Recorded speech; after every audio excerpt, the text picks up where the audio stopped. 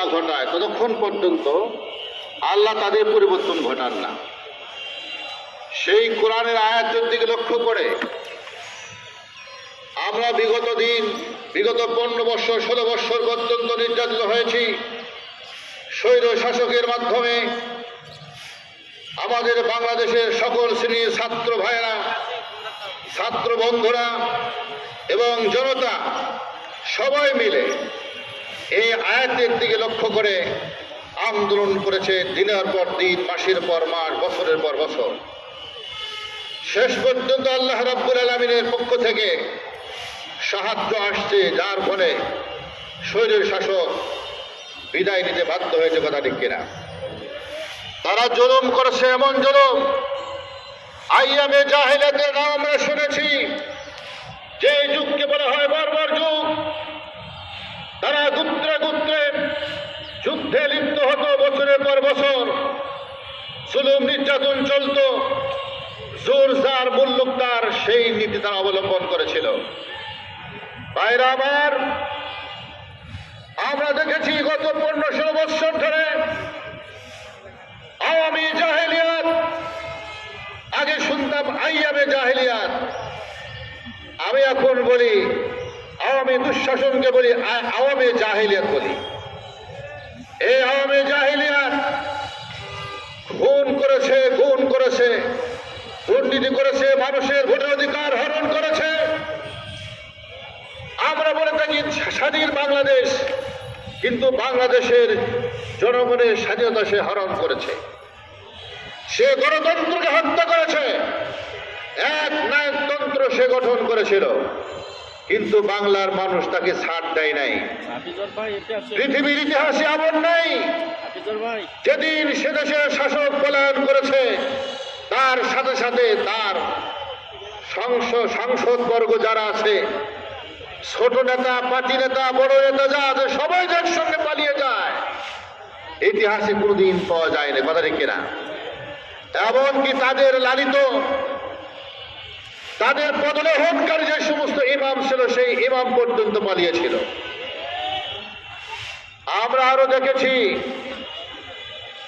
যারা চাঁদাবাজি করত, গোলাবাজি করত, দখলদারিত্ব রাজত্ব কায়েম করেছিল, তারাও কিন্তু হারিয়ে গেছে। কিন্তু দুঃখজনক বিষয় হলো ইতিহাস থেকে কেউ শিক্ষা গ্রহণ করতে চায় না। আরো একটি দল, তারা কিন্তু ক্ষমতার পালা বদলের সাথে সাথেই ক্ষমতায় কিন্তু এখনো যায় নাই।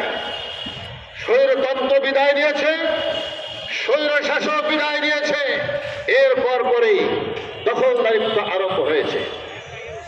চাঁদাবাজ চলে গেছে, চাঁদাবাজি কিন্তু বন্ধ হয় নাই। আর এক চাঁদাবাজ কিন্তু এসে সেই চাঁদাবাজি আরম্ভ করেছে।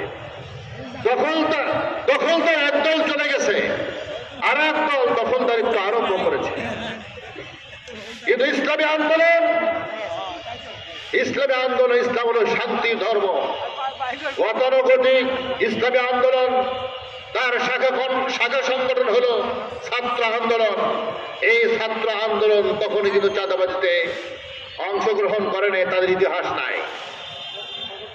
ইসলামী আন্দোলন, ছাত্র ইসলামী আন্দোলন যারা আছে, এদের কোন ইতিহাসে পাওয়া যায় না তারা জেনা ব্যভিচারিতায় লিপ্ত হয়েছে, নারী কেলেঙ্কারিতে লিপ্ত হয়েছে, অথবা নেশার জগতে তারা পা বাড়িয়েছে।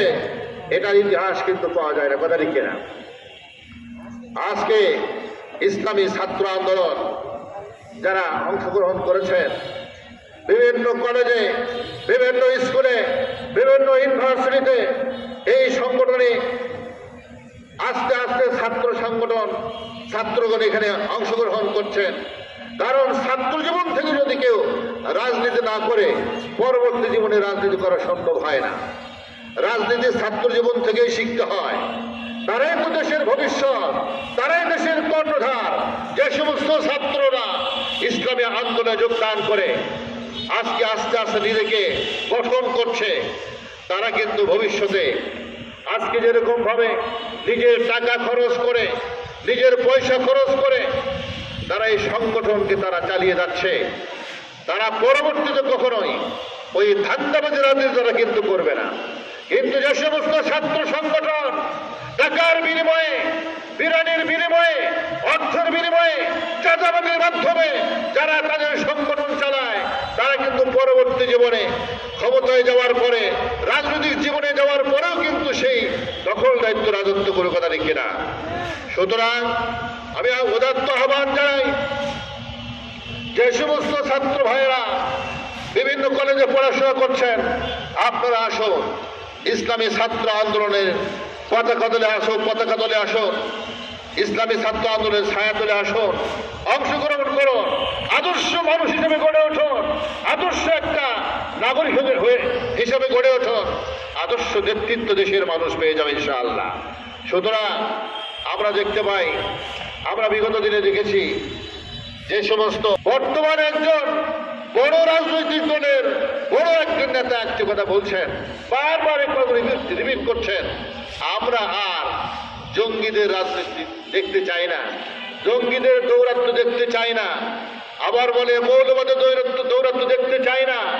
আমি তাকে হুঁশিয়ার করে দিতে চাই, যিনি কথা বলছেন বা যেই রাজনৈতিক দলের নেতা বলছেন, আপনারা সাবধান হয়ে যান। বিগত 15 বছর যারা এই ধোঁয়া তুলে,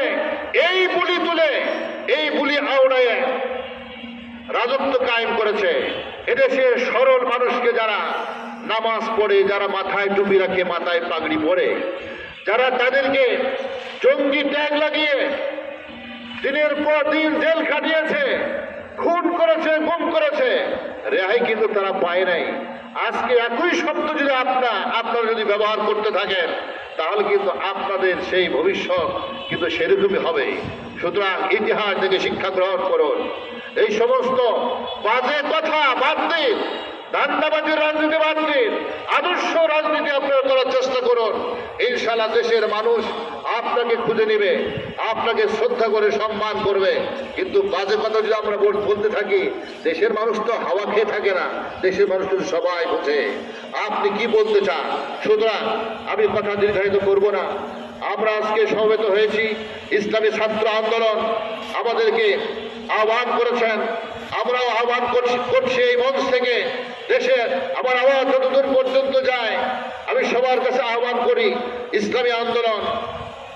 ইসলামী আন্দোলন বাংলাদেশের শাখা সংগঠন হলো ছাত্র আন্দোলন। আমরা উভয় সংগঠনে আহ্বান করছি, বড়রা যারা আছেন, ছাত্র জীবন পেরিয়ে গেছে, ইসলামী আন্দোলনের সাথে যোগদান করুন। আর ছাত্র ভাইরা যারা আছেন, ইসলামী ছাত্র আন্দোলনে যোগদান করে আমাদের এই সংগঠনকে আরো গতিশীল করুন, আরো বেগবান করুন। ইনশাআল্লাহ জাতি সুন্দর আদর্শ নেতৃত্ব খুঁজে পাবে। আল্লাহ তাআলা আমাদের সকলকে আমল করার তৌফিক দান করুন।